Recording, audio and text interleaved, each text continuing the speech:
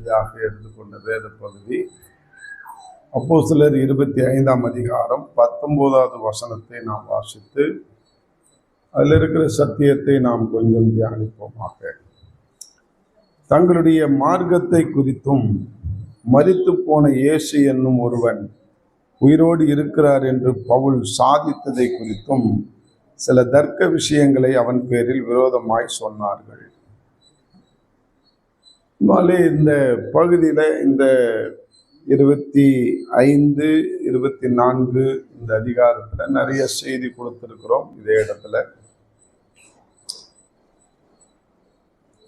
ஆனாலும் இன்றைய நாளிலே ஆண்டவர் நம்மோடு பேச இருக்கிற காரியம் என்ன ஆண்டவரேன்னு கேட்கும்போது ஆண்டவர் அழகா சொன்னாரு. 19ஆம் அதிகாரத்திலே தங்களுடைய மார்க்கத்தை குறித்தும் என்ற அந்த வார்த்தையினுடைய அர்த்தத்தை உணர்த்து அப்படின்னார். அது ஏன் அப்படின்னு சொன்னாருன்னா, நேற்று உபவாச ஜெபத்துக்கு வந்தவங்களுக்கு தெரியும். எபிரேயர் 10:19 ஆண்டவர் இப்படியாக சொல்லியிருப்பதை நாம பார்க்கிறோம். அதுதான் நேற்று தியானிச்சோம். ஆகையால் சகோதரே, நாம் பரிசுத்த ஸ்தலத்தில் பிரவேசிப்பதற்கு இயேசுவானவர் எங்க பிரவேசிக்க? பரலோகத்துக்கு ஒவ்வொரு கிறிஸ்துவனும் போனோம் அப்படின்னாக்கா, கிறிஸ்துவானவர் தமது மாமிசமாகிய திரையின் வழியாக புதிதும் ஜீவனுமான மார்க்கத்தை நமக்கு உண்டு பண்ணினபடியால் அப்படின்னு நேற்று சாயந்தரம் தான் மார்க்கத்தை குறித்து பேசின நாம கேட்டோம். மார்க்கம் என்றால் வழி. அப்ப பரலோகத்துக்கு போறதுக்கு வழியை ஏற்படுத்துவதற்காக தான் இந்த உலகத்துக்கு ஆண்டவர் வந்தார். கிறிஸ்து இயேசு உலகத்துக்கு வந்தார். நோக்கம் அதுதான். பாதை தெரியாம இருக்கிறவர்களுக்கு பாதையை காட்டுவதற்காக இந்த வழியா போனா நீ நேரா பரலோகத்துக்கு போலாம் அப்படின்றதுக்காக தான் அவரு இந்த உலகத்துக்கு மனுஷனா வந்தாரு அப்படின்னு நாம பார்க்கிறோம். அதான் ஒரு மார்க்கத்தை நமக்கு உண்டு பண்ணினார். ஒரு புதிய மார்க்கத்தை, அதில் ஜீவனுள்ள மார்க்கம் அப்படின்றார். உயிருள்ள மார்க்கத்தை அவர் உண்டு பண்ணினாராம். அப்ப இந்த மார்க்கத்தை குறித்து தான் இன்றைக்கு காலையிலேயே நம்மோடு பேச இருக்கிறார். நேற்று ஒரு 15 நிமிஷத்துல பேசி முடிச்சாச்சு. ஆனா இன்னைக்கு விலாவரியா மார்க்கம்னா என்ன, இன்னைக்கு நாம எப்படி இருக்கிறோம், எதை ஃபாலோ பண்ணி போயிட்டு இருக்கிறோம், இதை சொல்லும் போது எனக்கு அகத்தியர் எழுதின ஒரு நூல், அகத்தியர் காண்டம் என்று ஒரு நூல் இருக்கிறது. அதில் 30 பாடல்கள் அதில் எழுதியிருக்கிறார் அகத்தியர். அவரை முதற் முனைவர் அப்படின்னு சொல்லுவாங்க. முதற் முனிவர், சித்தர்களிலே அவர் பெரியவர். அந்த பாடல்களிலே அவர் ஒரு பாடல் எழுதியிருக்கிறார். வணங்குவாய் ஜெகஜோதி ஒருவனாகில் மாநிலத்தை ஒரு நொடியில் வகுத்தே மண்ணில் குணமான மனிதரை படைத்த பின்பு குவலயத்தில் தான் உதித்து குருவாய் நின்று சனமான சம்சாரம் ஒன்றும் இல்லாமல் சன்னியாசி போல் தவத்தை காட்டி அன்பால சித்தர்களை இருத்தி போட்டு அகண்ட தவம் சென்றவரை அண்டுவாயே அப்படின்னு ஒரு பாடல், அழகான பாடல் இருக்கு. அது ஏன் இப்ப எனக்கு ஞாபகம் வருதுன்னா, குருவாய் நின்று அப்படின்னு சொல்லியிருக்குது. குரு என்றால் வழிகாட்டி என்று அர்த்தம். வணங்குவாய் ஜெகஜோதி ஒருவனாகில், ஒரே தெய்வம் அவர் ஒளியாக இருக்கிறார், ஜெகஜோதியாக ஒளியாக இருக்கிறார். அவர் இந்த உலகத்தை எல்லாம் படைத்த பின்பு மனிதனையும் படைத்தார். ஆதாம் ஏவாளை படைத்தார். மனிதனை படைத்த பின்பு அவரே தன்னுடைய இந்த மனு குலத்திலே அவரே பிறந்தார். எதுக்காகன்னா குருவாக, வழிகாட்டியாக. எதுக்கு வழிகாட்டியாக? பரலோகத்துக்கு போறதுக்கு வழிகாட்டியாக அவரே பிறக்கிறாராம். அவரு கல்யாணம் கட்டிக்கிட்டு குடும்பம்லாம் நடத்தாம பரிசுத்தமாய் வாழ்க்கை வாழ்ந்து அன்பினால 12 சீடர்களை தம் பக்கமாய் இழுத்து போட்டு மரித்து 3ஆம் நாள் உயிரோடு எழுந்து பரநேறி சென்றார். அந்த பரமபிதாவை அல்லது அந்த பரனை அல்லது அந்த ஜோதியே வடிவான அந்த ஜெகஜோதியாய் இருக்கிற அந்த தெய்வத்தை அண்டிக்கொள், நீ பிடித்துக்கொள் என்று அழகாக எழுதியிருக்கிறார். அப்ப குருவாய் வந்து அப்படின்னா குவளையத்தில் தான் உதித்து குருவாய் நின்று,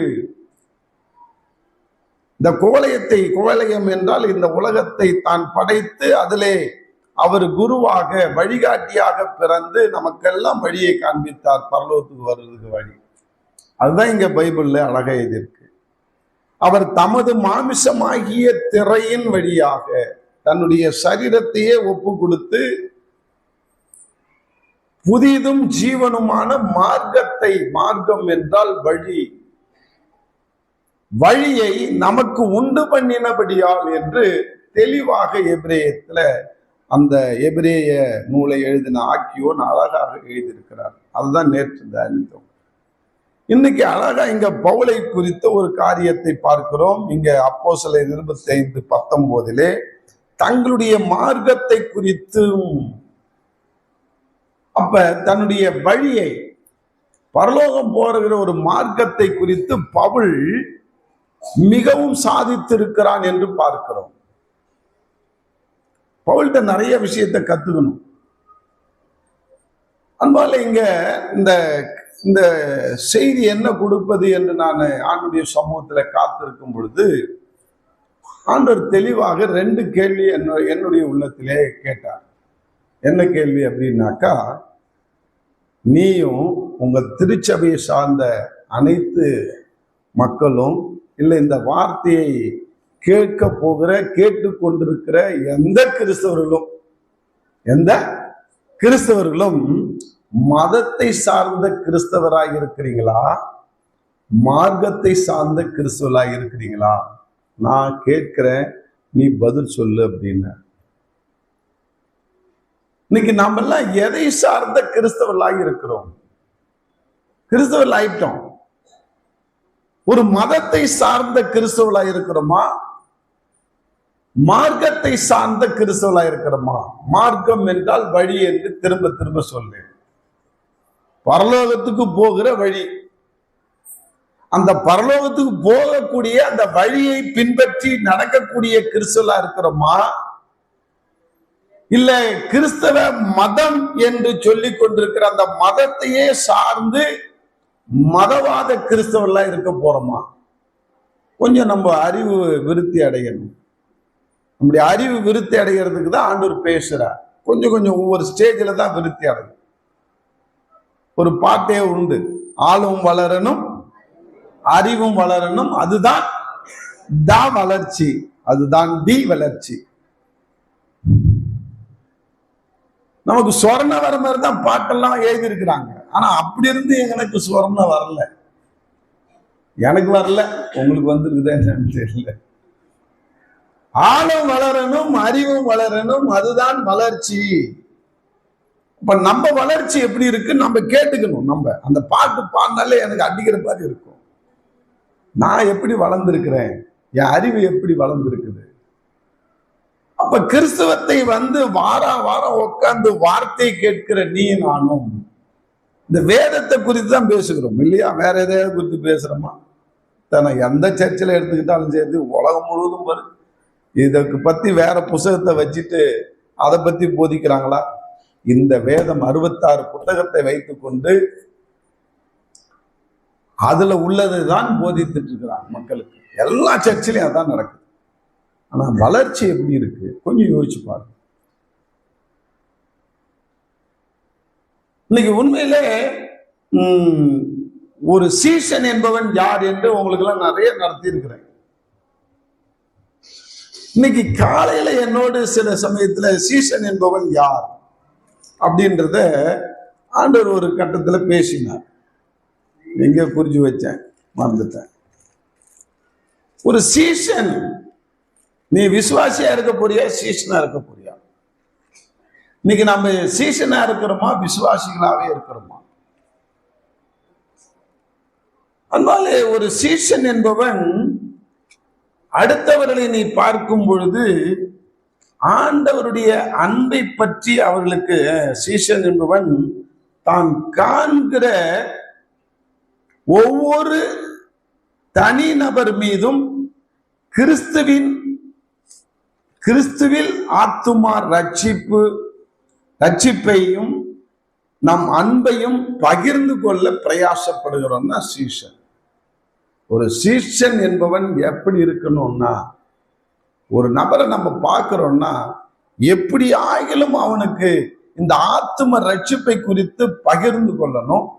எப்படியாவது நம்முடைய அன்பை, ஆண்டவர் எனக்குள்ள ஊற்றப்பட்ட அந்த அகாப்பி அன்பை அவர்களும் உணரும்படியாக, அவர்களும் புரிந்து கொள்ளும்படியாக அவர்களுக்கு நான் இந்த அன்பை பிரசன்ட் பண்ணணும், வெளிப்படுத்தணும். எந்த ஒரு தனி மனிதனை பார்த்தாலும் அவன் தான் சீஷன். ஏன்னா அவன் ஆத்துமா ரட்சிப்பு அடையணும். இல்லைன்னா நமக்கு ஐயோ, உங்ககிட்ட கொடுத்தனே அவனை நீ என்னுடைய ரட்சிப்புக்கு ஏதுவாக நீ நேசித்தாயா அப்படின்னு கேட்பார். இதை நான் காலையில தியானிக்கும் போது எத்தனை மணிக்கு? 2 மணிக்கு. எனக்கு தூக்கமே வரல இன்னைக்கு. நேற்று நைட்டு 1 மணிக்கே எழுப்பி விட்டார். 1 மணிலேருந்து அப்படியே பண்டு பட்டேன். அப்புறம் 2 மணிக்கெல்லாம் எழுந்திரிச்சு ஜபத்தை உட்கார்ந்துட்டேன். 3 மணிக்கு இதை எழுதுறேன் டைரியில. அப்ப எனக்கு ஞாபகப்படுத்துற என்னன்னா, பாரு, ஒரு யூதனை ஆதாயப்படுத்தும்படியாக ஒரு சீனாவில் இருக்கிற ஒரு வயதான ஒரு தகப்பனை நான் ஏற்படுத்தினேன். அவருடைய ஜபம் என்ன அப்படின்னாக்கா, சீனாவில் இருக்கிறார் அவர், ஒரு மலை பிரதேசத்துல. 84 வயசு ஆகுது, வயதானவர். அவர் மட்டும்தான் இருக்கிறார். அவர் ஆனா டெய்லி ஜெபிப்பாராம். என்ன ஜெபிப்பாராம்? ஆண்டவரே, இந்த 84 வயசாவது நான் இஸ்ரேல் தேசத்துக்கு போய் ஒரு யூதனை ரட்சிப்புக்குள்ளாக வழி நடத்த எனக்கு உதவி செய்யும். ஒரு யூதனையாவது, என் வாழ்நாள்ல ஒரு யூதனையாவது கிறிஸ்துவின் அன்பை எடுத்து சொல்லி கிறிஸ்துவ பக்கமாக நான் அவனை ரட்சிப்புள்ளாக வழி நடத்த எனக்கு உதவி செய்யும். 84 வயசு கிழவரு சீனாவில் ஜெபிக்கிறார். நடந்த சம்பவம். திடீரென்று ஒரு நாள் ஃபைன் ஈவினிங் ஒரு 5 மணிக்கு ஒரு கார் அவர் ஊட்டாண்ட நிக்குது எதிர்க்க, ரிப்பேர் ஆகி. அந்த காருக்கு உடையவன் அந்த ஒருத்தனா வந்திருக்கிறான். அவன் எப்படியோ ரிப்பேர் பண்ணி பார்க்கறான், முடியல. மாலை மயங்குகிறது, மலைப்பாதை மிஸ்ட் ஃபார்ம் ஆகும். அதனால ஒரு 6 மணிக்கெல்லாம் கும்மிருட்டாயிடும். இவனால ரிப்பேர் பண்ண முடியல.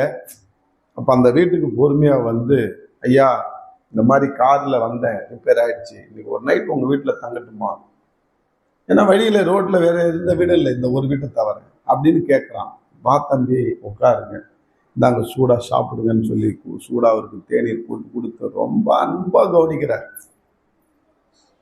இவனுக்கா புரியல, என்னடா இந்த வயதானவர் இப்படி நம்மளை கவனிக்கிறார உழுந்துன்னு இவனுக்கு ஒரு ஆச்சரியமா இருக்கு.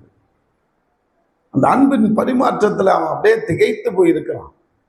நைட் ஆயிடுச்சு, படுக்க போறாங்க. அவனுக்கு நல்ல பெட்டெல்லாம் கொடுத்து சாப்பாடுலாம் கொடுத்து என்னென்னவோ செஞ்சுட்டு படுக்க போகும்போது ஒரு வார்த்தை சொல்றாரு. ஐயா, எனக்கு வயசாயிடுச்சு, கண்ணு புரியல, இந்த வேதத்தை ஒரு பகுதியை நான் வாசித்து தான் படுப்பேன், இதை படிங்களேன் அப்படின்னு சொல்லி எனக்கு படிச்சு காட்டுறீங்களா அப்படின்னு சொல்றாரு. அவ்வளவுதாங்க, படிச்சாருங்க. இந்த வேதத்தை இவன் படிச்சான். படிச்சு முடிச்ச உடனே இந்த பெரியவர்கிட்ட உட்கார்ந்து சொல்றான், ஐயா, நான் பிறப்பால் யூதன்.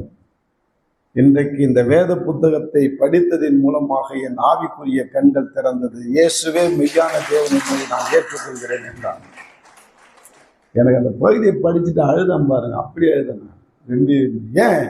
84 வயதான ஒரு முதியவருடைய ஜபத்தை கேட்டு இஸ்ரேல் தேசத்திலிருந்து ஒரு யூதனை சீன தேசத்துக்கு கொண்டு காரை ரிப்பேர் ஆக்கி அவனை அவர் வீட்டுக்கு உள்ளர அனுப்பி அவர் தன்னுடைய அன்புனால அந்த ரட்சிப்புக்கேற்ற கிறிஸ்துவின் அன்பை அவனுக்கு காண்பித்து அவனை கிறிஸ்துவுக்குள்ளாக ரட்சிப்புக்குள்ளாக வழி நடத்தினார் என்றால் அதுதான் உண்மையான சீஷன். ஆமென். இதை படிக்கும் போது எனக்கு அதுதான் ஞாபகம் வந்தது. சீஷன் என்பவன் தான் காண்கின்ற ஒவ்வொரு தனிநபர் மீதும் கிறிஸ்துவின் ஆத்தும ரட்சிப்பையும் நம்முடைய அன்பினையும் பகிர்ந்து கொள்ள பிரயாசப்படுகிறவனே உண்மையான சீஷன். உண்மையா இல்லையா? வந்தாலு சீஷன் சொல்லல, ஆனா சீஷனாய் வாழ்ந்து காட்டினார். அந்த ஒரு யூதன் ரட்சிக்கப்பட்டதுனால என்ன நடந்தது தெரியுமா? பல லட்சம் யூதர்கள் ரட்சிக்கப்பட்டார்கள். அவன் தேசத்துல போய் ஊழியம் செய்து ஊழியக்காரனாய் மாறி ஆண்டவருக்குள்ளாக அநேக யூதர்களை வழி நடத்தி ரட்சிப்பை அவர்களுக்கு அவன் என்ன செஞ்சான்? காண்பித்து கொடுத்தான். அவருடைய கதை பெரிய கதை. ஒரே ஒரு நபர் இஸ்ரேல் தேசத்தில் இருக்கிற அநேக யூதர்களுடைய ரட்சிப்புக்கு வழியாக இந்த சீனாவில் இருக்கிற 84 வயசு கிழவருடைய ஜபம் இன்னைக்கு அந்த மாதிரி நடந்து வருவது தன்னுடைய வாழ்க்கையில நடந்து காமித்தார். அடுத்தது ஒரு சீஷன் என்பவன் தேவனுடைய வார்த்தையை பற்றி கொண்டு அதன்படி நடக்கிற இருதயத்தை கொண்டிருப்பவன் ஒரு சீஷன் ஆயிருக்க முடியும். உண்மையான சீஷன், தேவனுடைய வார்த்தையின்படி நடக்கிறவன் சீஷன். அடுத்தது சீஷன் என்பவன் தேவ வார்த்தைக்கு அப்படியே கீழ்ப்படிந்து தேவனுக்காக எப்போதும் தன்னை அர்ப்பணிக்கிறவன் உண்மையான சீஷன். இந்த 3 காரியத்தை காலையில எனக்கு கற்றுக் கொடுத்தார். இது உங்களுக்கு கற்றுக் கொடுத்தேன். அப்ப தேவனுடைய வார்த்தை தான் மார்க்கம் என்று சொல்கிறோம். இன்னைக்கு நாம மதத்தினராய் இருக்க போறோமா, மார்க்கத்தை சார்ந்தவராய் இருக்க போறோமா? நாம் ஒரு விசுவாசியா இருக்க போறோமா, சீசனா இருக்க போறோமா? கொஞ்சம் யோசிச்சு பாருங்க. இன்னைக்கு இந்த கேள்வி நம்ம கேட்டுக்கிட்டு நம்ம உட்கார்ந்து இந்த வார்த்தையை கேட்கணும். நான் கடைசி வரைக்கும் விசுவாசியாவே இருந்துட்டு சாக போறேன்னா, இல்ல சீசனாக இருந்து சாக போறேன்னா? சொல்லுங்க, உங்க வாயாலே சொல்லுங்க. சீஷனாய் மாற வேண்டும். சொல்லுங்க. ஆண்டவருடைய வார்த்தையை கீழ்ப்படிந்து அதை ஃபாலோ பண்ற ஒரு சீஷனாய் மாற வேண்டும். அதுதான் ஆண்டவர் ஆசைப்படுறார். அதான் ப்ரமோஷன், அதுதான் வளர்ச்சி. ஆவிக்குரிய வளர்ச்சி என்பது அதுதான். முதல் வரும்போது நீ விசுவாசியா வேணா வரலாம், ஆனா நீ மரிக்கும் பொழுது நீ ஒரு சீஷனாக மரிக்க வேண்டும். அதுதான் ஆண்டவர் ஆசைப்படுறார். அதே போல நீ வரும்பொழுது மதத்தினராக கூட வரலாம், ஆனா நீ மரிக்கும் போது மார்க்கத்தானாய் மாற வேண்டும். அதுதான் வளர்ச்சி. அதுக்குதான் போதிக்கிறார்.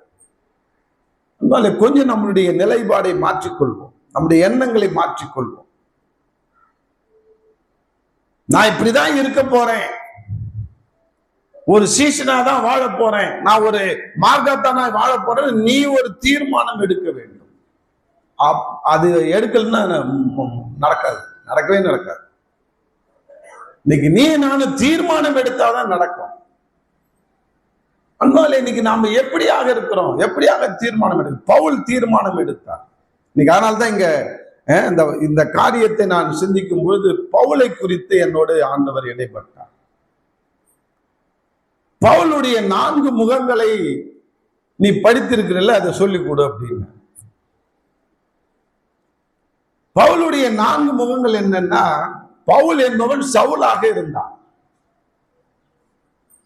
அவன் யூத மதத்தினுடைய வெறியனாக இருந்தான். யூத மத வெறி பிடிச்சவனாகவே இருந்தான். யூத மதத்துக்காக எதையும் செய்ய தன்னை அர்ப்பணித்துக் கொண்டிருந்தான். அப்படிப்பட்ட சவுல், அந்த யூத முகம் என்ன? அடுத்தது அந்த சவுலை ஆண்டவர் சந்தித்த பிறகு அவன் என்னவா மாறினான்? அவனுடைய முகம் என்ன? அடுத்தது அவன் கொஞ்சம் கொஞ்சம் ஊழியம் செய்ய ஆரம்பித்த பிறகு அவனுடைய முகம் எப்படியாக இருந்தது? அவனுடைய வளர்ச்சி, முகம் என்றால் வளர்ச்சின்னு வச்சுக்கோ. கடைசியா பவுல் மரிக்கும் போது அவனுடைய வளர்ச்சி எப்படியாக இருந்தது? வேதத்துல நான் உனக்கு சொல்லி கொடுத்தல, அதை சொல்லு அப்படின்னு. இந்த ஸ்டேஜ், இந்த 4 ஸ்டேஜ்ல பவுல் இருந்ததை போல்தான் இன்றைக்கு மக்கள் நாம மாற வேண்டும். அது த பெஸ்ட் உதாரணம் பவுல் தான். அதை நீ காஞ்சி கொடு அப்படின்னு. இதுல நிறைய சத்தியம் இருக்கிறது. நேரம் போதுமா என்று எனக்கு தெரியவில்லை. அதனாலே பவுலுடைய முதல் முகம் என்ன? அவன் ஒரு யூதன், யூத வைராக்கியம் நிறைந்தவன், யூத மதத்தினால நிரப்பப்பட்டவன். பாருங்க, 22:3-5 வரைக்கும் படிங்க. அப்போஸ்தலர் 22:3-5 நீங்க படிச்சீங்கன்னா கொஞ்சம் பொறுமையாக படிச்சு அவனை பத்தி தெரிஞ்சுக்கொள்வோம். நாம எப்படின்றத நம்மளோட கம்பேர் பண்ணி பார்த்து கொள்வோம். நான் யூதன். பாருங்க, அவன் சொல்லும் போதே எப்படி கெத்தா சொல்றான் பாரு. நான் யூதன், தச்சு பட்டணத்திலே பிறந்து கமாலியன் பாதத்தருகே வளர்ந்து திட்டமாய் போதிக்கப்பட்டு, சும்மாலாம் இல்ல, ஃபார்மாலிட்டிகளா இல்ல. கமாலியன்னா பெரிய ஆளு. அந்த கமாலியன் அப்படியே 5 ஆகமத்தையும் கரைத்து குடிச்சவர், யூதர்களுக்குள்ளார மதிக்கப்படத்தக்க ஒரு பெரிய மாமனிதன், பெரிய மகத்தான ஒரு பெரிய ஆசான். அவர்கிட்ட உட்கார்ந்து நான் வேதத்தை கத்துக்கிட்டேன், வேத பண்டிதர்கிட்ட நான் வேதத்தை கத்துக்கிட்டேன்ற. கமாலியன் பாதத்துல நான் வேதத்தை அறிந்தவன்.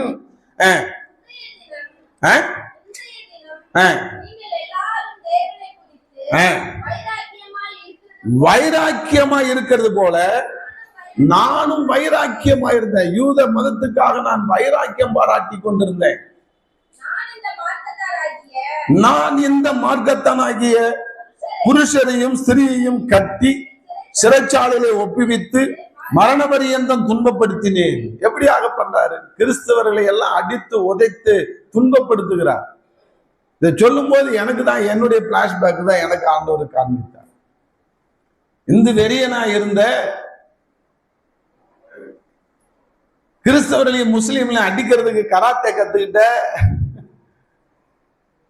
அம்மாவன இன்னைக்கு அப்படின்னாரு. அம்மாவில் இன்னைக்கு அதேதான் பவுல். வெறியனாயிருந்தான். கிறிஸ்தவர்களை சிறைச்சாலையிலே ஒப்புவிக்கும் மரண பரியந்தம் அவர்களை கட்டி வைத்து அடிப்ப துன்புறுத்துறதுக்கு அரசாங்கத்தினால் உத்தரவு வாங்கி கொண்டு அவன் வரும்பொழுது கிறிஸ்து இயேசு அவரை சந்திக்கிறார். இப்ப 2வது முகம் அவனுக்கு வருது. 2வது பரிமாணம் அவனுடைய வாழ்க்கையில நடக்குது. என்ன அப்படின்னாக்கா பாருங்க, பவுல் கிறிஸ்தவ மதத்தை சார்ந்து ஒரு வாழ்க்கை வாழ்ந்தான். எப்போ? இயேசுநாதர் சந்தித்த பிறகு. இன்னைக்கு அதேதான் நீ நானும். ஒரு மதத்தை சார்ந்து வாழ்ந்தோம். யாரோ ஒருவர் மூலமாக இயேசுவை நமக்கு அறிமுகப்படுத்தினார்கள். இல்ல இயேசு நேரடியாக உன்னை என்கவுண்டர் பண்ணிருக்கலாம், பவுலை பண்ண மாதிரி. இல்ல என்ன பண்ணார்? அப்படிதான் டைரக்டா நான் என்னுடைய மனைவி பிள்ளைகளை கொலை செய்ய போகும்போது நேருக்கு நேராக என்னை என்கவுண்டர் பண்ணார். ஆனா பவுல் பார்த்த வெளிச்சத்தை நான் பார்க்கவில்லை. ஆனால் பவுல் கேட்ட குரலை நான் கேட்டேன். நான் வெளிச்சத்தை பார்த்திருந்தா என் கண்ணும் போயிருக்கும், பவுல் கண்ணு போச்சு. நீ துன்பப்படுத்துகிற இயேசு நானேன்னு சொல்லி ஆண்டுடைய குரலை கேட்ட உடனே அவன் கண்ணு போயிடுச்சு. அவ்வளவுதான், கண்ணு குருடாயிடுச்சு. ஏன்னா அவ்வளவு பெரிய வெளிச்சம். அந்த வெளிச்சத்தை பார்த்தால் நிச்சயமாக கண்ணு குருடாயிடுச்சு. ஆனால் ஆண்டுடைய குரலை கேட்டான் பவுல். அதன் பிறகு துன்பப்படுத்துகிற இயேசு நானே என்று சொன்ன உடனே முள்ளில் உதைக்கிறது கடினமாம் என்று சொன்னான். பார்த்தீங்கன்னா தெரியும். 9:1-5 வரைக்கும் நீங்க படிச்சீங்கன்னா தெரியும். 9 அப்போஸ்தலர் நடவடிக்கை 9:1-5 வரைக்கும் படிச்சா 4 படிக்கிறான். அவன் தரையிலே விழுந்தான். அப்பொழுது சவுலே சவுலே ஏன் என்னை துன்பப்படுத்துகிறாய் என்று தன்னுடனே சொல்கிற ஒரு சத்தத்தை கேட்டான். அதற்கு ஆண்டவரே நீ யார் என்றான். அதற்கு கர்த்தர், நீ துன்பப்படுத்துகிற இயேசு நானே, முள்ளில் உதைக்கிறது கடினமாம். இது தமிழ் டிரான்ஸ்லேஷன்ல முள் என்று கொடுக்கப்பட்டிருக்கிறது. முள் என்றால் நம்ம முள்ளன்னு நினைப்போம். முள்ளில் உதைப்புமா? முள்ளில் உதைச்சா கால், நம்ம கால் தான் டேமேஜ் ஆகும், ஊத்துக்கும். அந்த மாதிரி அவர் சொல்றார், முள்ளில் உதைக்கிறது கடினமாம் என்றால் இவர் சொல்லக்கூடிய முள் எது என்றால் தோராவை சொல்கிறார். எபிரேயத்தை நான் படிக்கிறதுனால அதுல மூல பாஷையில என்ன இருக்கு, தோராவை உதைக்கிறார். நீ என்ன உதைக்கலடா, என் வார்த்தையாகி இந்த தோராவை எட்டி உதைக்கிற. இததான் நீ பெருசா இதுக்காக வாழறேன், இதுக்காக நான் வளர்றேன், இதுக்காக வைராயம் கொள்றேன்னு சொல்லிட்டு இருக்கிறிய, இதை நீ எட்டி வச்சிட்டு இருக்கிற. என் வார்த்தையாகி நான் தான் மாம்சமானார். அது யோவான் தான் சொன்னார். வார்த்தையா இருந்த தேவன், இந்த உலகத்தை வார்த்தையிலே படைத்த தேவன் மாமிசத்திலே வெளிவந்தார் என்று யோவான் 1ஆம் அதிகாரத்துல அழகா சொல்றார் யோவான். அப்ப வார்த்தையா இருந்தவன், தோராவா இருக்கிறவன் நான் தான், இயேசுதான், நான் தான் தோரா, நான் தான் இயேசு, என்னதான் நீ உதைக்கிறதா தம்பி அப்படின்னு ஒன்னே உணர்ந்துட்டான். ஆண்டவரே, ஏன்னா யூதர்லாம் ஷார்ப்பா இருப்பாங்க, நல்ல புத்தி கூர்மை விடுவோம். அத்தி மரத்துக்கு அடியில நான் உன்னை பார்த்தேன் என்று சொன்னார் ஒரு சீஷனை. உடனே புரிஞ்சுக்கிட்டான், நீ தான் மேசியான்னா.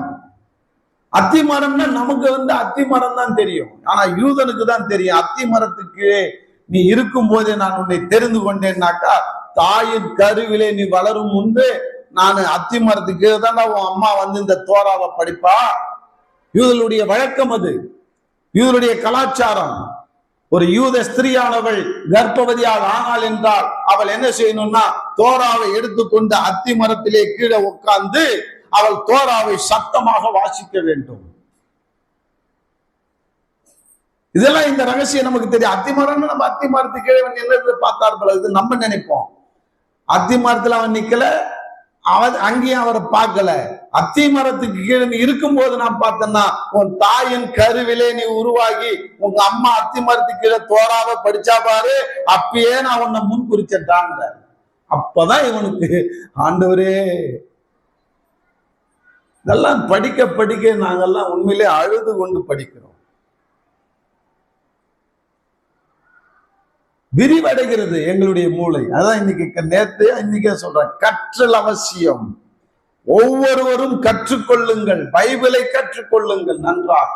அப்பதான் நீங்க மதவாதியிலிருந்து மார்க்கத்தானாய் மாற முடியும். கற்காம முடியாது. கேட்கறதுனால மட்டும் நீ மதவாதியாதான் இருப்ப எப்பயுமே. நான் அப்படிதான் இருந்தேன், பவுலும் அப்படிதான் இருந்தார். உட்கார்ந்த ஆண்டுடைய பாதத்துல கற்க கற்க கற்க அவர் மதவாதியிலிருந்து மார்க்கவாதியாய் மாறினார். அதுதான் இப்ப உங்களுக்கு காண்பித்து கொடுக்க போகிறேன். பைபிளை படியுங்கள். படிப்பதுன்னா ஆதியாகமத்திலிருந்து வெளிப்படுத்தின விசேஷம் வரைக்கும் படிக்கிறது இல்லை, அதுவும் படிக்கணும், வானான்னு சொல்லல. ஆனா பைபிளை முறைப்படி எங்கேயாவது ஒரு கல்லூரியிலே சேர்ந்து, ஒரு பைபிள் காலேஜ் நடத்துற இடத்துல சேர்ந்து அதை முறைப்படி படியுங்கள். அப்பதான் என்னன்றது புரியும். நான் இன்றைக்கும் கற்றுக்கொண்டு வருகிறேன். இன்றைக்கு நேற்றைய கூட நாங்கள் கற்றுக்கொண்டோம். PhD வகுப்புல அடுத்தவங்களுக்கு நடக்குது, நான் உட்காந்து அதை இன்னும் கேட்கிறேன். நான் எங்கேயாவது என் வேலையை பார்த்துட்டு போலாம், இங்கதான் வகுப்பு நடக்குதுன்னு. நான் படிச்சாச்சு, நான் படிச்சிருந்தோம், நான் கேட்டிருந்தோம், திரும்பவும் கேட்டு என்னை ரினியூல் பண்ணி கொள்ளணும் என்று சொல்லி என்னுடைய ஆசா நடத்தும் போது நான் உட்கார்ந்து கேட்டுட்டு இருக்கிறேன் ஒரு நாள் ஃபுல்லா. நேற்று புதிய சத்தியங்களை நான் கற்றுக்கொண்டேன். பரிசுத்த ஆவியினால நிரம்புவதுன்னா என்னையா? அந்த அனுபவம் என்ன? கிறிஸ்தவர்களுக்கு பெற்றுக்கொண்டோமா? ஆவியிலே நிரம்புற அனுபவம் என்னன்னாக்கா, சும்மா இப்படி இப்படி நின்றுட்டு கையாட்டிட்டு காலாட்டிட்டு உடம்பாட்டிட்டு ஏதாவது ஒரு வார்த்தையை பேசிட்டு புரியாத பாஷையை பேசுறது மட்டுமல்ல. பிதா குமாரன் பரிசுத்த ஆவியானவருடைய குணாதிசயத்துல நீ முழுக வேண்டும். ஒன்னு அது டாமினேட் பண்ணணும். முழுகுதல் என்னால் டாமினேட்னு அர்த்தம். நீ தண்ணியில முழுகிட்டா, இப்ப கணக்கால் அளவு தண்ணியில இருந்தாக்கா தண்ணியை நீ டாமினேட் பண்ணலாம். முழங்கால் அளவு தண்ணியில நீ நடந்தா அந்த தண்ணீரை நீ மேற்கொள்ளலாம். இடுப்பளவு வந்தாலும் மேற்கொள்ளலாம், கழுத்தளவு வந்தாலும் மேற்கொள்ளலாம். நீச்சல் அளவுக்கு தலைக்கு மேல தண்ணி போயிடுச்சுன்னா உன்னால டாமினேட் பண்ண முடியுமா தண்ணிய? அது ஒன்ன டாமினேட் பண்ணும். அதுதான் முழுகுதல் என்று அர்த்தமா. அப்ப ஆவியிலே முழுகிறது என்பது உன்னுடைய சுபாவம், உன்னுடைய கல்ச்சர், உன்னுடைய பழைய காரியம், பாவம் எல்லாத்தையும் அது டாமினேட் பண்ணணும். எப்படி? பிதா குமாரன் பரிசுத்த ஆவியினானுடைய அவருடைய பூரண சத்குணத்தினாலே நீ நிரப்பப்பட வேண்டும். நீ நானும் நிரப்பப்பட வேண்டும். அதுதான் ஆவியிலே முழுகிறது. அதுதான் ஏசாண்டவர் சொல்லிட்டு போனாரு. ஆனா அதை புரிஞ்சுக்கல, அதை கற்றுக் கொடுக்கல திருச்சபை. திருச்சபை எதையோ கற்றுக் கொடுத்து விசுவாசிகளை வீணாக்கி கொண்டிருக்கிறார்கள். நான் திருச்சபையை குறை சொல்லவில்லை, நடக்கிறதை சொல்கிறேன். திருச்சபையானது நீ பிதாவுடைய பூரண தன்மையில நீ முழுக வேண்டும், குமாரனுடைய தன்மையில அவருடைய சுபாவத்திலே நீ முழுக வேண்டும், பரிசுத்த ஆவியானுடைய சுபாவத்திலே நீ முழுக வேண்டும் என்று நமக்கு கற்றுக் கொடுத்துதா? அப்ப நீ நானும் படிச்சாதாயா தெரியும். கற்பிக்கப்பட வேண்டும். அப்பதான் வாழ்க்கையிலும் வல்லமையிலும் வாழ்க்கையிலும் நாம வல்லவராய் மாற வேண்டும். அதுதான் மோசே மாறினார் என்று இன்னைக்கு கால டிவோஷன்ல பார்த்தோம். அவன் கற்பிக்கப்பட்டதுனால அவன் செயலிலும் பேச்சிலும் வல்லவனாய் மாறினான். இன்னைக்கு நீ நான் என்ன செய்து கொண்டிருக்கிறோம்? பைபிளை படிச்சுட்டா, ஒரு நீதிமொழிகள் சங்கீதம் படிச்சுட்டாக்கா நீ பைபிள் படிச்சுட்டேன்னு அர்த்தமா? முறைப்படி படியுங்கள். எனக்கு சொல்லி கொடுத்தாங்க. இன்னைக்கு கிட்டத்தட்ட 10 வருஷமாய் முறைப்படி படித்து கொண்டிருக்கிறேன். அதனால்தான் நான் சொல்றேன், இன்னைக்கு நம்முடைய அறிவு விருத்தி அடைய வேண்டும். பவுல் இயேசுவை அறிந்து கொண்ட பிறகு அவன் யூத மார்க்கத்திலிருந்து யூத கிறிஸ்தவனாய் மாறினான். 2வது முகம், 2வது வளர்ச்சி. யூதனா இருந்தான். யூதனா இருக்கும்போது இயேசு சொல்றார், நான் தான் தெய்வம் என்று சொல்றாரு, நான் தான் தோரான்னு சொல்றாரு. ஓஹோ, இவர் தான் தோராவா அப்படின்னு சொல்லிட்டு அவரை ஏற்றுக்கொண்டான். ஏற்றுக்கொண்ட பிறகு யூத கிறிஸ்தவனாய் மாறினான். முதல் யூதனாய் இருந்தவன் யூத கிறிஸ்தவனாய் மாறினான். அதுக்குதான் அந்த அடையாளத்தை சொன்ன. அப்போஸ்தலர் 21, 20, 21 படிங்க. அப்போஸ்தலர் 21.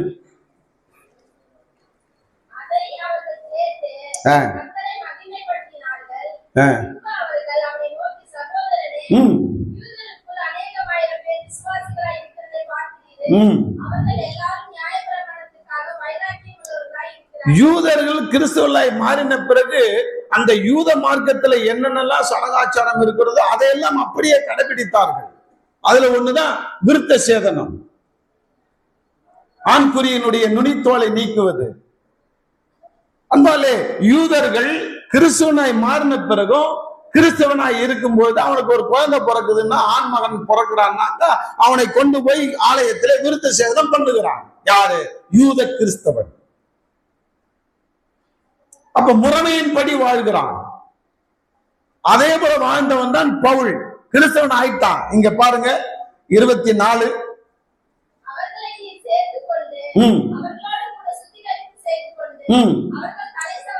அவர்கள் தலை சவரம் பண்ணி மொட்டை அடிச்சுக்கிட்டு அந்த ஆலயத்தை சுத்தி பலி செலுத்துகிறார்களோ அதே போல நீ செலுத்தினா உன்னை யூதன் என்று அவர்கள் நம்புவார்கள் என்று அவனுக்கு எடுத்து சொல்றாங்க. இவனும் அதை செய்யறான். பாருங்க 26 படிங்க.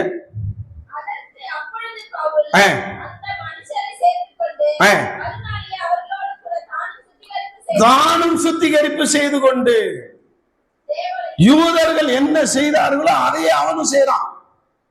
இப்ப நாம இப்படிதான் இருக்கிறோம். 2ஆம் கட்டனா ஆரம்ப காலத்துல மொட்டை அடிச்சு காது குத்துவாங்க.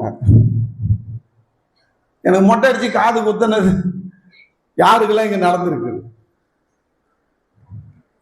இல்ல கிறிஸ்தவனா மாறி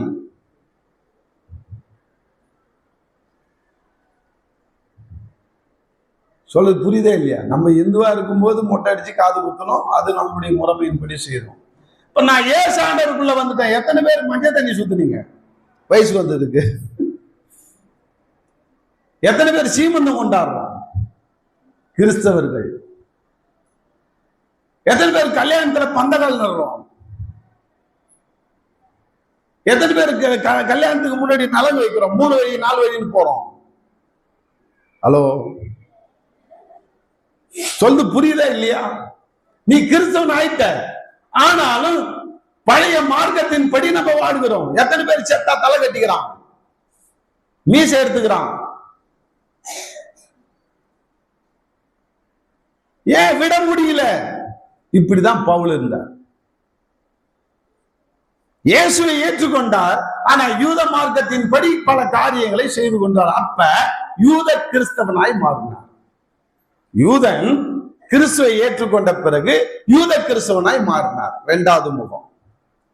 கொஞ்சம் அப்புறம் டெவலப் ஆகுறாரு, படிக்கிறாரு, ஆண்டுடைய பாதத்துல உட்கார்றாரு, ஜெபம் பண்றாரு. இப்படி எல்லாம் பண்ணிட்டு இருக்கும் பொழுது புறஜாதிகளுக்கு மத்தியில நம்ம ஊழியம் பண்ணணும். அப்ப புறஜாதிகளுக்கு இந்த விருத்த சேதனம் பண்ணணும்னு சொன்னாக்கா அவன் வரவே மாட்டான், இயேசு ஏற்றியே கொள்ள மாட்டான். அதனால விருத்த சேதனம் வேண்டான்னுட்டு கொஞ்சம் மாடிஃபை பண்றார், தன்னுடைய மைண்ட கொஞ்சம் மாத்துறார். சரி, இவன் மொட்டடிக்கலாம் தேவையில்ல, இவன் ரூட்ல இவன் போட்டோம், ஆனா இயேசுவை ஏற்றுக்கொள்ளட்டும் அப்படின்னு சொல்லிட்டு மூன்றாவது முகமாக அவர் புறஜாதி கிறிஸ்தவனாய் மாறுகிறார். என்னவா மாறுறாரு? யூத கிறிஸ்தவன் என்னவா மாறுறாரு? புறஜாதிக்குள்ள போய் அவர் ஊழியம் பண்ணும்போது இருக்கிற ஃபேக்ட் எல்லாம் பார்க்கிறார், நடக்கிற நடைமுறையில வரக்கூடிய சிக்கல் எல்லாம் பார்க்கிறார். அப்ப புறஜாதி கிறிஸ்தவனாய் மாறுகிறார், அந்த மைண்ட மாத்துறார். அதுக்கு பாருங்க, 2 கொரிந்தியர் 3:6-11, கலாத்தியர் 1:10-17 படிங்களேன். 2 கொரிந்தியர் 3ஆம் அதிகாரம் 6வது வசனத்தை வாசிங்க. 2 கொரிந்தியர் 3. புதிய உடன்படிக்கைக்கு ஊழியக்காரராய் இருக்கும்படிக்கு அவரே எங்களை இப்ப புதிய உடன்படிக்கைக்கு வந்துட்டார். பழைய உடன்படிக்கை மோசே மூலமாக கொடுக்கப்பட்டது. அது மொட்டை அடிக்கணும், ஆடை வெட்டணும், மாடை வெட்டணும், அதை செய்யணும், இதை செய்யணும், எதை செய்யணும்னு வச்சுக்கோ. ஆனா புதிய உடன்படிக்கைக்கு இவர் வர்றார். ஏப்பா, இயேசு ஆண்டவர் சொன்னதை இப்பதான் எனக்கு விளங்குகிறேன், இந்த புதிய உடன்படிக்கையை பத்தி நான் பேசுறேன்னு சொல்லி புதிய உடன்படிக்கைக்காரராக இருக்கும்படிக்கு அவரே எங்களை தகுதி உள்ளவர்களாக்கி அந்த உடன்படிக்கை எழுத்துக்குரியதாயிராமல் ஆவிக்குரியதாய் இருக்கிறது. எழுத்து கொள்ளுகிறது, ஆவியே உயிர்ப்பிக்கிறது. எழுத்துக்களால் எழுதப்பட்ட கற்களில் பதிந்திருந்தது மரணத்துக்கு ஏதுவாக ஊழியத்தை செய்த மோசேனுடைய முகத்திலே மகிமையின் பிரகாசம் உண்டாயிருந்தால் இஸ்ரவேல் புத்திரர் முகத்திலே நோக்கி பார்க்க கூடாது இருந்தார்களே. ஒழிந்து போகிற மகிமை உடைய அந்த ஊழியம் அப்படிப்பட்ட மகிமை உள்ளதா இருந்தால் ஆவிக்குரிய ஊழியம் எவ்வளவு அதிக மகிமை உள்ளதாக இருக்கும். அழகா அந்த ஊழியத்துக்கு இந்த ஊழியத்துக்கு வித்தியாசத்தை காண்கிறார். மோசேயுடைய நியாயப்பிரமாணம் யாரையும் நீதிமானாக்க மாற்றவில்லை, புரிஞ்சுக்கிறார். மோசேயுடைய நியாயப்பிரமாணத்தினாலேயோ அந்த மொட்டடிக்கிறதுனாலயோ அல்லது விருத்த சேதனம் பண்றதுனாலயோ ஒருவன் நீதிமானாய் மாற முடியவில்லை. எப்படா நீதிமானா மாறுறான்? ஆவியினால நீ நிரப்பப்பட்டு ஆவியானவருடைய வார்த்தையின்படி நடக்க நடக்க நடக்க விசுவாசிக்க விசுவாசிக்க நீ நான் நீதிமானாய் மாற முடியும் என்பதை புரிந்து கொண்டு இவன் இப்படியாக எழுதுகிறார். பாருங்க, கலாத்தியர் 1:10 படிங்களேன். கலாத்தியர் 1:10 என்ன சொல்றார் பாருங்க. இப்பொழுது நான் மனுஷரையா தேவனையா யாரை நான் போதிக்கிறேன்? மனுஷரையா பிரியப்படுத்த பார்க்கிறேன். இன்னும் மனுஷரை பிரியப்படுத்தவனா இருந்தால் நான் கிறிஸ்துவின் ஊழியக்காரன் அல்ல. இன்னைக்கு இங்க என்ன பாருங்க, இன்னைக்கு நாமெல்லாம் இந்துவா இருந்தோம், நம்மளாம் யூதர்கள் கிடையாது. இங்க இருக்கிற அத்தனை பேரும் இந்துவா இருந்தோம். இயேசுவை எப்படியோ அறிஞ்சுக்கிட்டு இப்ப இந்து கிறிஸ்தவனா மாறிட்டோம். எந்த கிறிஸ்தவனா மாறிட்டோம்? யூத கிறிஸ்தவனை போல இந்து கிறிஸ்தவனா மாட்டான். ஆத்துல ஒரு கால் சேத்துல ஒரு கால், இந்த மாதிரி அதுல 50 இதுல 50, இந்த மாதிரி 50-50 பிஸ்கட்டா மாறிட்டோம். இப்ப கொஞ்சம் அதுல ஒரு 10 பேர் 20 பேரு கொஞ்சம் சத்தியத்தை கேட்க கேட்க அந்த 50-ய விட்டுட்டோம், இந்து மார்க்கத்தையே விட்டுட்டு மறந்துட்டோம். ஏன்னா கொஞ்சம் வளர்ந்துட்டோம், 30 வருஷம் 20 வருஷம் இப்படி கிறிஸ்தவத்துல வளர்ந்து வருகிறோம். வந்துட்டு என்ன செய்யறோம்னா இப்ப கிறிஸ்தவனா மாறுறோம், மதத்தினரா மாறிட்டோம்.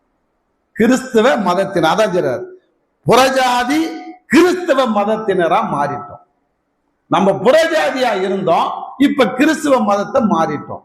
ஏன் அதை சொல்றான் அழுத்தம் திருத்தமானா, யார் ஒருத்தர் என்ன போதிக்கிறாரோ அதுக்கு கீழ்ப்படிச்சுட்டு உட்கார்ந்து இருக்கிறோம். உன் சபையில இந்த சபையில இருக்கிறனாக்கா இப்ப நான் என்ன சொல்றேன்னா அதுதான் உனக்கு வேத வாக்கியம், அதுதான் சத்தியம், அதுதான் உன்னுடைய கொள்கை, அதன்படிதான் இருப்ப. ஐயோ எங்க சர்ச்சில் இப்படி எல்லாம் கிடையாது. இன்னொரு சர்ச்சுக்கு போறேன், அங்க போனா பூ வச்சிருப்பான், பொட்டு கூட வச்சிருப்பான், நகை போட்டிருப்பான். எங்க சர்ச்சில் நகை போடலாம், பூ வைக்கலாம், பொட்டு வைக்கலாம், எது வேணாலும் செஞ்சுக்கலாம், ஆனா சர்ச்சுக்கு வரணும். ஐயோயோ எங்க பாஸ்டுக்கு இதெல்லாம் ஒத்தே வராது. பூ வச்சாலே எங்களை உதைப்பாரு, ஒட்டு வச்சா உதைப்பாரு. இப்ப யார் பேச்சை கேட்டு நீ எந்த கிறிஸ்தவனா மாறி இருக்கிற? அந்தந்த சபையினுடைய போதகருடைய வார்த்தையை கேட்டு அவங்களுடைய கொள்கையின்படி நீ மதவாதியாக மத கிறிஸ்தவனாய் மாற்றி கொண்டிருக்கிறோம். இதுதான் எல்லா சபையிலும் இப்ப நடக்கிற காரியம். இந்த அவல நிலைமை தான் மாறணும். ஒரு டாக்டர் மருந்து மருந்து மாத்திரை சாப்பிட்டியா போச்சு, அவ்வளவுதான், நீ நரகத்துக்கு தான் போவ. ஏன் நம்மெல்லாம் மருந்து மாத்திரையே சாப்பிடக்கூடாது, நம்ம முறைமை. யூதன் சொல்றான்ல, அதே போலதான். ஐயோ நீ தீட்டுள்ள தொட்டுட்டியா, போச்சு, போய் குளிச்சுட்டு போ. அப்ப மருந்து மாத்திரை சாப்பிடக்கூடாதுன்னு கொள்கையில இருக்கிறவன் என்ன போதிச்சானோ அதை பின்பற்றுகிறவன் மதவாதி கிறிஸ்தவர்கள். அததான் சொல்ல வர. ஒருத்தன் வருவான், ஐயோ நீ ஞாயிற்றுக்கிழமை ஆராதனை பண்றியா, நீ நரகத்துக்கு தான் போவ, 7வது நாள் தான் நான் ஓய்வு நாள், சனிக்கிழமை தான் சாபத்திரே, அன்னைக்குதான் நீ ஆராதிக்கணும், ஆண்டவருக்குன்னு நாளை ஒதுக்கணும்னு சொன்னாக்கா அவன் எந்த வாதி? கிறிஸ்தவன், மதவாத கிறிஸ்தவன். அன்பால, ஏன்னா ஒரு கொள்கையை பிடிச்சு தொங்கிட்டு இருக்க.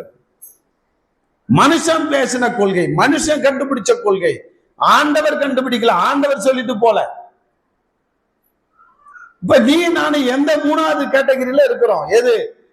மதவாத கிறிஸ்தவர்களாய் வாழ்ந்து கொண்டிருக்கிறோம். ஒவ்வொரு சபையை பிடித்துக் கொண்டு, ஒவ்வொரு சங்கத்தை பிடித்துக் கொண்டு, ஒவ்வொரு கொள்கையை பிடித்துக் கொண்டு, ஒவ்வொரு மனுஷனை பிடித்துக் கொண்டு வாழ்ந்து கொண்டிருக்கிறோம். யார பிடிக்கணையா? இன்னைக்கு பவுல் அப்படிதான் பிடிச்சிட்டு இருந்த. கிறிஸ்தவன் இயேசு கிறிஸ்துவை பிடித்துக் கொள்ளுங்கள், அவருடைய வார்த்தையை பிடித்துக் கொள்ளுங்கள். அதுதான் சொல்றார். 4வது காரியம், பவுல் கிறிஸ்தவ மார்க்கத்தானாய் மாறுகிறார். மெச்சூரிட்டி வருது. மெச்சூரிட்டி வர வர, அறிவு வளர வளர அவனுடைய நிலைமை மாறுது. யூதனாய் இருந்தா இயேசுவை அறிந்து கொண்டு கிறிஸ்துவ யூதனாய் இருந்தா, இன்னும் கொஞ்சம் சத்தியத்தை அறிந்து கொண்டு புறஜாதி கிறிஸ்தவன மதத்தை இருந்தா, அடுத்தது கொஞ்சம் அறிவை பெற்றுக்கொண்டு அடுத்தது மார்க்கத்தானாய் மாறினான். இன்னைக்கு நீ நானும் அப்படி மாற வேண்டும் என்றுதான் ஆண்டவர் விரும்புகிறார்.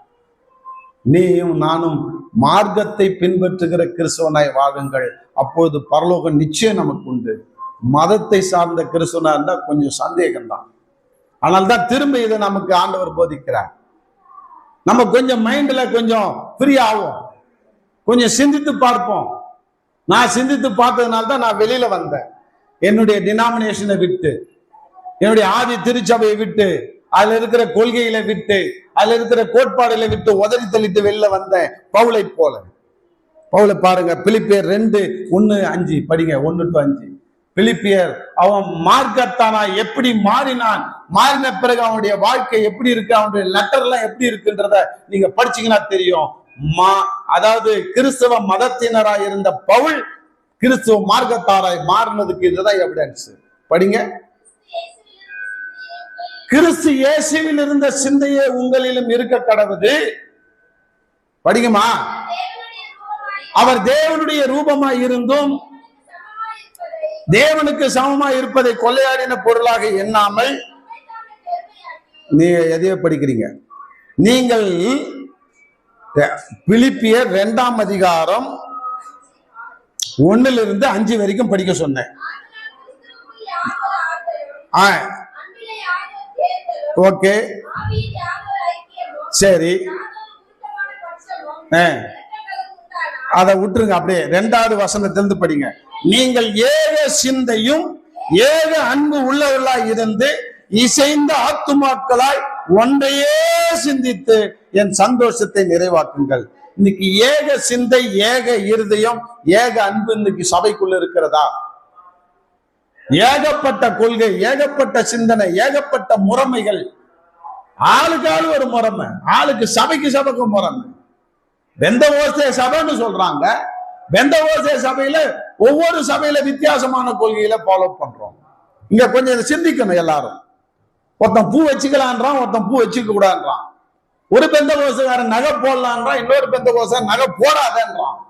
ஒரு பெந்தகோஸ்தே வெள்ளை வெளியேறுன்னு வரணும், கீழையும் மேலையும் ஒயிட் அண்ட் ஒயிட்ல தான் இருக்கணும், மீசை எடுத்துக்கணும், அப்பதான் பரலோகத்துக்கு போலான்றான். இன்னொருத்தன் நீ மீசை வச்சுக்கோ, பேண்ட் போட்டுக்கோ, எந்த கலர் ட்ரெஸ் வேணாலும் போட்டுக்கோன்றான். ஆனா பெந்தகோஸ்து, அதே போல புராட்டஸ்டன்ட், அவங்கள தனித்தனி கொள்கை. ரோமன் கேத்தலிக்ல அது கொள்கை, அது வேற.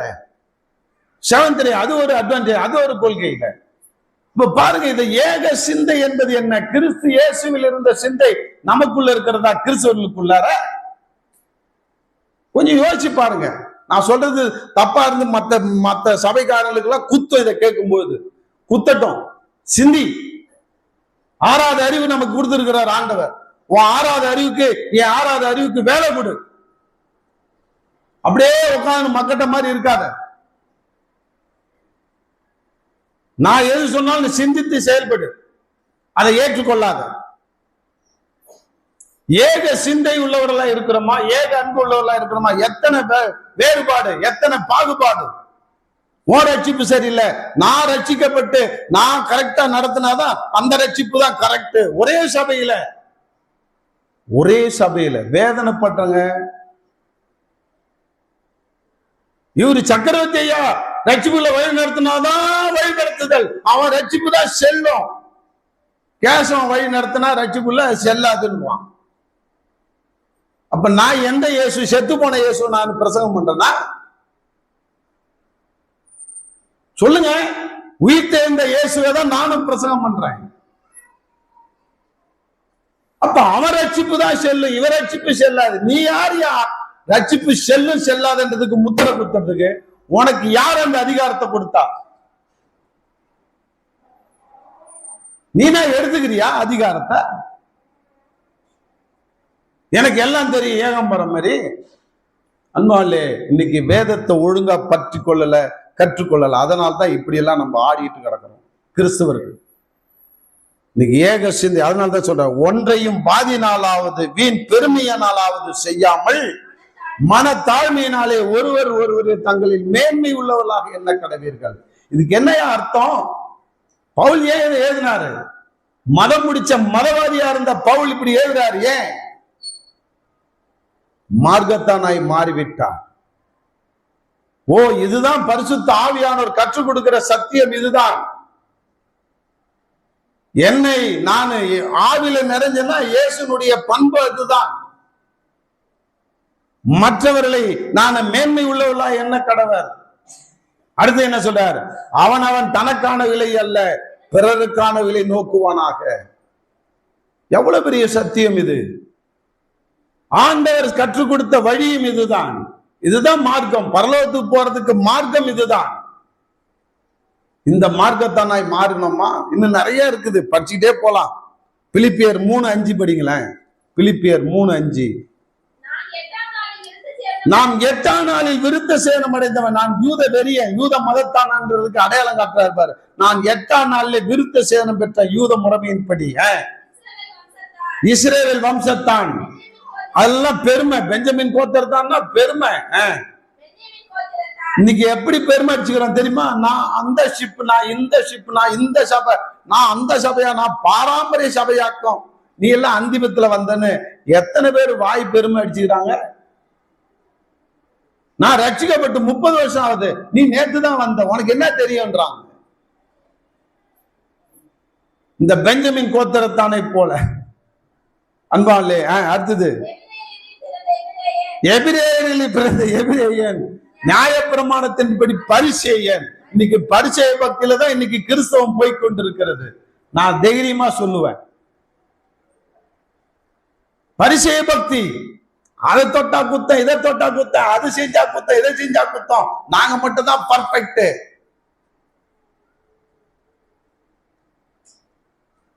அடுத்தது பக்தி வைராகத்தின்படி சபையை சுன்பப்படுத்தினவன், படாதவன்.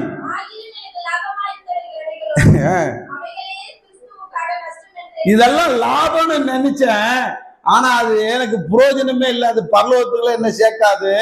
நான் கிறிஸ்துவுக்காக அதெல்லாம் நஷ்டம்னு தூக்கி குப்பையில போட்டு வந்துட்டேன். கைகளை தட்டுங்களேன். இன்னைக்கு நீ நானும் அந்த மாதிரி உதறி விடணும் நம்மளை பிடிச்சிட்டு இருக்கிற மதவாத பிசாசுகளை. மதவாத பிசாசுகளை நம்ம உதறி விடணும். அது எந்த மதத்தினரா இருந்தாலும் சரிதான். நீ கிறிஸ்தவ மதம்னு சொல்லி நம்மளை வீணாக்கிட்டு உட்கார்ந்துக்கிறான். அன்பாலே தூக்கி உதறி. ஆனா அரசாங்கத்துக்கு கீழ்ப்படியணும், வேற வழி கிடையாது. நீ இயேசுவை ஏற்றுக்கொண்டனா நீ கிறிஸ்துவ மதத்தை மாறிட்டேன்னா கெசட்ல போய் எத்தனை பேர் திருத்துனீங்க? நான் கேட்கிறேன். எத்தனையோ தடவை சொல்லிட்டு நான். ஏன்னா வேற வழியில் அரசாங்கத்துக்கு ஆண்டவரே சொல்லி இருக்கிறார், ஆண்டவருக்கு கீழ்ப்படுகிறேன்னா அரசாங்கத்துக்கு கீழ்ப்படியணும். அப்பதான் ஆண்டவருக்கு கீழ்ப்படிந்ததுக்கு சமம். ஆண்டவர் என்ன சொன்னாரு? ராயனுடையதை தேவனுடையதை தேவனுக்கு செலுத்த வேண்டியதை செலுத்து, ராயனுக்கு செலுத்த வேண்டிய அரசாங்கத்துக்கு செலுத்த வேண்டியதை செலுத்து. ஏன்னால இந்த அரசாங்கத்துக்கு கீழே நம்ம எல்லாம் குடிமக்களா இருக்கிறோம். அரசாங்கம் சொல்றதுக்கு கீழ்ப்படியணும். கண்டிப்பா அது எந்த ஆட்சி வந்தாலும் சரிதான். நான் உங்களுக்கு சொல்றேன், அரசாங்கத்துக்கு கீழ்ப்படுகிறது ஆண்டவருடைய ஆணைக்கு கீழ்ப்படுகிறதுக்கு சமம். நீ அரசாங்கத்துக்கு கீழ்ப்படியாம போனா ஆண்டவருடைய ஆணைக்கு ஆண்டவருடைய கட்டளைக்கு நீ கீழ்ப்படியல, அதுதான் அதுக்கு அர்த்தம். இன்னைக்கு மதத்தினுடைய இந்த அரசாங்கத்தினுடைய சட்ட பிரகாரம் ஒரு கிறிஸ்தவனை ஆயிட்டாங்கன்னா, ஞானசானம் எடுத்துட்டான்னா அடுத்த நிமிஷம் போய் கெசட்ல மாத்தணும்னு சொல்லுது அரசாங்க விதி. அதை சொல்லிதான் நான் ஞானசானம் கொடுக்குறேன். இத்தனை வரைக்கும் இந்த நம்ம இந்த கர்த்தரின் ஜெப வீடு ஆரம்பிச்சு ஒரு 100கணக்கான ஞானசானம் கொடுத்துருக்கிறேன் என் கையால. எத்தனை பேர் போய் அரசாங்க பதிவேட்டில் மாத்திட்டு வந்திருக்கிறீங்க? அந்த ஞானசானம் கொடுக்கறதுக்கு முன்னாடி ஞான உபதேச கிளாஸ்ன்னு வச்சு வகுப்பு நடத்துறேன். அதுல என்ன கடைசியா சொல்றேன்? நீ ஞானசானம் வாங்கறதுக்கு முன்னாடி நீ வாங்கிட்டனா நீ அரசாங்கத்தினுடைய சட்ட திட்டத்தின்படி நீ என்னவா மாறுற? எஸ்சியா இருந்தா ஷெட்யூல் காஸ்ட், எஸ்டி ஷெட்யூல் ட்ரைப்ஸா இருந்தனாக்கா பிசியாக வருகிறாய், பேக்வேர்ட் கிளாஸ்ல வர. எம்பிசியா இருந்தா மோஸ்ட் பேக்வர்ட் கிளாஸா இருந்து நீ ஞானசானம் எடுத்துன்னா பேக்வர்ட் கிளாஸ்ல வர. நீ ஐரா இருந்து பெரிய உயர்ந்த ஜாதியா இருந்து ஃபார்வர்ட் கிளாஸ்ல இருந்து நீ ஞானசானம் எடுத்துனா பேக்வர்ட் கிளாஸ்ல வர. இதுதான் அரசாங்கம் சட்டம். நீ வேலைக்காக உன் சுயநலத்துக்காக அரசாங்கம் கொடுக்கிற சலுகைக்காக நாம மாறாமல் அப்படியே வைத்துக் கொண்டிருக்கிறோம். இது தேச துரோகம். நான் ஓப்பனா பேசுறேன். இது தேசத்துக்கு துரோகம். நீ பைபிளுக்கு செய்யற துரோகம், கடவுளுக்கு செய்யற துரோகம். நீ உண்மையான கிறிஸ்தவன் அல்ல, போலி கிறிஸ்தவன், வேஷம் போடுகிற கிறிஸ்தவன், அரசாங்கத்தை ஏமாத்துகிற கிறிஸ்தவன். உண்மையான கிறிஸ்தவனா இருந்தா உனக்கு ரோஷம் வரணும், நாளைக்கே போய் அங்க நிக்கணும். அப்ளிகேஷன் வாங்கிட்டு நானே கிறிஸ்தவன் ஆயிட்டேன்னு சொல்லி கையெழுத்து போட்டு வரணும். அரசாங்கம் கொடுக்கிற பிச்சை சலுகைக்காக இன்னமும் உன் ஜாதியை மறைச்சு வாழாத. அரசாங்கத்தினுடைய ஆணைப்படி நீ எஸ்சியா இருந்து நீங்க ஞானஸ்தானம் வாங்கிட்டேன்னா அன்னைக்கே நீ பிசி ஆயிட்டேன்னு ஒரு தீர்ப்பு சொல்லுகிறார் ஒரு ஜட்ஜி.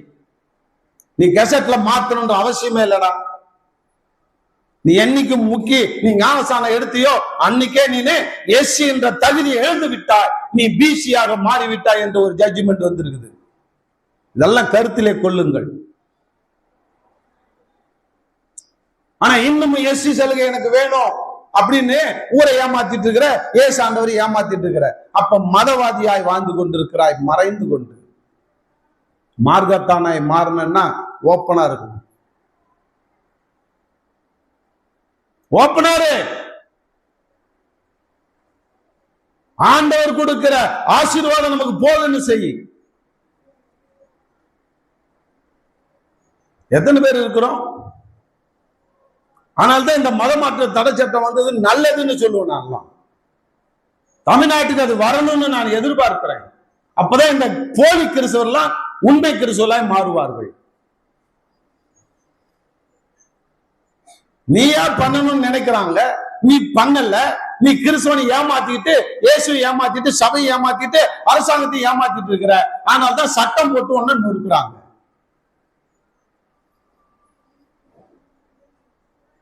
அண்ணாலே இன்னைக்கு உண்மையிலே ஆதங்கத்துல சொல்றேன். ஏன்னா எத்தனை வருஷமா நான் சொல்லி நீங்க கீழ்ப்படியாம இருக்கிறீங்க.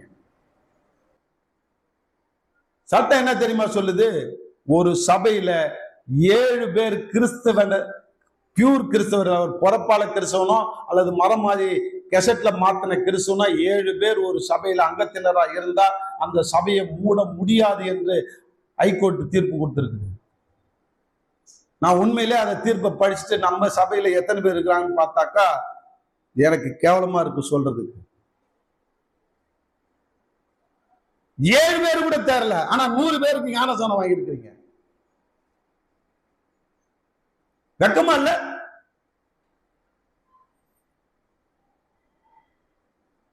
தயவு செய்து சொல்றேன், நாளைக்கு அதுக்கு ஆக்ஷன் எடுக்கு. உண்மையுள்ள கிறிஸ்தவனாய் மார்க்கத்தானாய் மாறுங்கள். மதவாதியா இருக்காதீங்க, திருட்டுத்தனம் பண்ணாதீங்க. நம்ம சபைக்கு நான் ஸ்பெஷலா சொல்றேன். இதை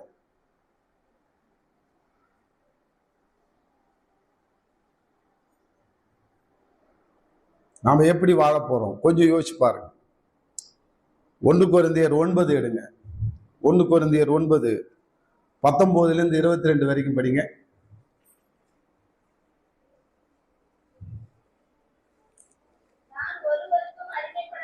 ஒருவனுக்கும் அடிமைப்படாதவனாய் இருந்து அநேக ஜனங்களை ஆதாயப்படுத்திக் கொள்ளும்படிக்கு என்னைத்தானே எல்லாருக்கும் அடிமையாக்கினேன். இதுதான் இயேசுவினுடைய வழி. அதுதான் பவுல் செஞ்சார். மார்க்கத்தானாய் மாறி எல்லாருக்கும் எல்லாமானேன். எப்படியாகிலும் சிலர் ரட்சிக்கப்படும்படிக்கு நான் எல்லாருக்கும் எல்லாமானேன் என்று 22வது வசனத்துல முடிக்கிறார். அங்கே இதுதான் ஆண்டவர் உன்னிடத்துல என்னிடத்துல எதிர்பார்க்கிற மார்க்கத்தின் வழி. எல்லாருக்கும் எல்லாமானமா, அன்பின் பிரமாணத்தில் நடந்தமா, கிறிஸ்துவின் பிரமாணம் அதுதான் சொல்லி தருது. அன்பால் இன்னைக்கு நாம எப்படி வாழ்ந்து கொண்டிருக்கிறோம்? ஆண்டவருக்காக நஷ்டம் என்று குப்பை என்று விட்டமா? பவுல் சொல்றாரு, ஆண்டவருக்காக நான் நஷ்டம் என்று அதை குப்பை என்று விட்டேன் என்றார். இன்னும் பார்த்தீங்கன்னாக்கா பிலிப்பியர் 4:12 அடைந்தாயிற்று அல்லது முற்றிலும் தேறினவன் ஆனேன் என்று எண்ணாமல் கிறிஸ்துவினால் எனக்காக பிடிக்கப்பட்டன அதை பிடித்துக் கொள்ளும்படிக்கு ஆசையாய் அதை தொடர்கிறேன். அவருக்காக 11 பாருங்க, பிலிப்பியர் 3:11 அவருக்காக எல்லாவற்றையும் நஷ்டம் என்றும் விட்டேன், குப்பையுமாய் எண்ணுகிறேன். இந்த ஜாதி சலுகையை நீ எப்ப குப்பையா என்றியோ அன்னைக்குதான் நீ மார்க்கத்தானாய் மாறுகிறாய்.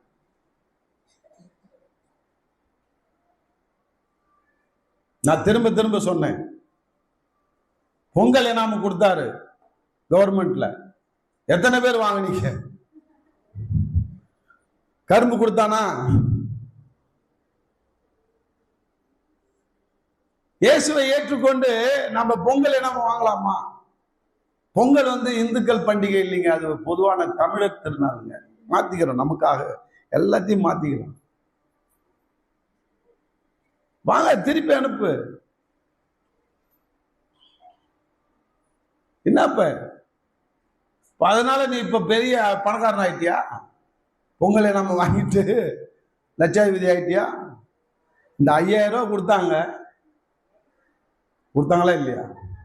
வாங்கணுமா இல்லையா? உன் கடன்லாம் அடைஞ்சிருச்சா? சொல்லுங்க. பெரிய ஆயிட்டியா? 5000த்துல ஒன்னும் ஆக முடியாது. உண்மை இல்லை. 5000 கொடுத்தா தசமபாகம் யாருக்கு? ஹலோ, 5000 உனக்கு என்னமா வந்தது இல்ல? அது நீ நான் கொடுத்த? நீ சம்பாதிக்கிறதுலே ஆண்டவர் தசமபாகம் கொடுன்றாரு. ஆண்டவர்கிட்ட திருடிட்ட 500 ரூபா. நீ இப்ப திருடி அதுதான். நீ மார்க்கத்தின் படி நடக்கல. நேர்மையா என்ன செய்யணும் சொல்லுங்க. ஆண்டவரே, ஏதோ அந்த ஸ்டாலின் உள்ளத்துல பேசி எனக்கு 5000 ரூபாய் கொடுத்து உதவி செஞ்சீங்க. 500 ரூபாய் உமக்குரியது, 4500 ரூபாய் எமக்குரியது. அதை நான் வச்சு நான் சந்தோஷமா அதை செலவு பண்றேன். 500 ரூபாய் உமக்குரியதை உமக்கு செலுத்துறேன்னு எத்தனை பேர் ஜென்ட்ல செலுத்தணும்? ஒரு கை தான் உயருது, 2 கை உயருது, 3 கை உயருது. 3 கையா குத்துட்டியா? மற்றதெல்லாம் சுவாகா. ஆண்டவருக்கே நாங்கெல்லாம் அல்வா கொடுக்குற ஆளுங்க, நாங்கெல்லாம் ஆண்டவர்கிட்டே திருடுற ஆளுங்கன்னு நிரூபிக்கிறீங்க. மல்கியா புஸ்தகத்தின் படி, மல்கியானுடைய புஸ்தகத்தை எடுத்து படி. என்னையே நீங்கள் வஞ்சிக்கிறீர்கள். யார வஞ்சிக்கிறா? என்னதான் வஞ்சிக்கிற? ஆண்டவர் சொல்றார், என்னதான் வஞ்சிக்கிற? என்னை வஞ்சிக்கிறது என்ன? ஏமாத்துகிறாய், திருடி. இது 5000 வாங்குறது தப்புன்னு நான் சொல்லவே மாட்டேன். ஏன்னா அவர் கொடுக்குறாரு, லேடிஸுக்கு தானே கொடுத்துக்கிறாருல்ல. பொங்கலுக்கு எனாமா கொடுக்கல, தீபாவளிக்கு எனாமா கொடுக்கல, அவர் உங்களுக்குன்னு எனாமா கொடுத்துக்கிறாரு. அது தப்பு கிடையாது. ஆனா அதுல உண்மையா இருந்தப்பா கொஞ்சம் யோசிச்சுங்க. மார்க்கத்தானாய் பாருங்க. இந்த பாரு, பவுல் எல்லாத்தையும் நஷ்டம் என்றும் குப்பை என்றும் எண்ணுகிறார். ஆண்டவருடைய வார்த்தையின்படி வாழ்வதே எனக்கு மேலுன்னு சொல்லி எதை பிடித்து கொண்டனோ அந்த பின்னானவைகளை முன்னானவைகளை நாடி பின்னானவைகளை விட்டுட்டு அந்த இலக்கை நோக்கி நான் ஓடுகிறேன். எப்படியாவது நான் பரலோகத்துக்கு போகணும், ஆண்டுடைய வார்த்தையின்படி நான் வாழ்ந்தாதான் பரலோகத்துக்கு போக முடியும் என்றதை அறிந்து கொண்டார் அவர்.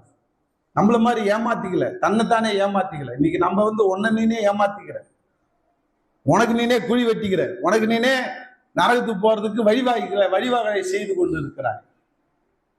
அன்பாலே, இன்னைக்கு ஆண்டவருடைய நாள், ஓய்வு நாள்னாக்கா ஆண்டவருடைய உட்கார்ந்து ஆண்டவரோட உறவாடுகிற நாள். அதை கொடுத்து பாரு, ஆண்டவருக்கு என்று நேரத்தை கொடுத்து பாரு. 2.5 மணி நேரம் 2.75 மணி நேரத்தை கொடுத்து பாரு. ஆண்டவருக்கு என்று தசமமாக எல்லாத்தையும் கொடுத்துப்பார். உன்னுடைய விளையிற முதல் பலன், விளையிற விளைவுகள், நெல்மணிகள் அல்லது மாம்பழம், என்ன வாழ்ப்பழம் ஆண்டவருக்கு, ஏன்னா அது ஆண்டவருக்கு கொடுக்குற. அப்படிப்பட்ட ஒரு நெஞ்சம் உனக்கு வரணும். அடுத்தது ஊழியக்காரனை கனம் பண்றதுக்கு அதுக்கப்புறம் அதுக்கு என்ன வரணும்? முதல் ஆண்டவரே ஏமாத்துற நீ ஊழியக்காரனுக்கு என்ன செய்ய போற சொல்லுங்க? ஆண்டவருக்கே அல்வா கொடுக்குறோம் நம்ம. அது ஆண்டவரே, இப்படி ஆண்டவரே ஆண்டவருக்கு அல்வா கொடுத்துட்டு உட்காந்து. அன்பாலே, ஆண்டவர் பவுலை போல நம்ம மார்க்கத்தனாய் மாறுவோம்.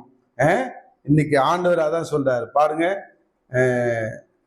15ஆம் வசனம் படிங்க, பிலிப்பியர் 3:15. நம்மில் தேறினவர்கள் யாவரும் இந்த சிந்தை, அந்த ஆகையெல்லாம் விட்டுருங்க, நம்மில் தேறினவர்களாக யாவரும் இந்த சிந்தையா இருக்க கடவும்.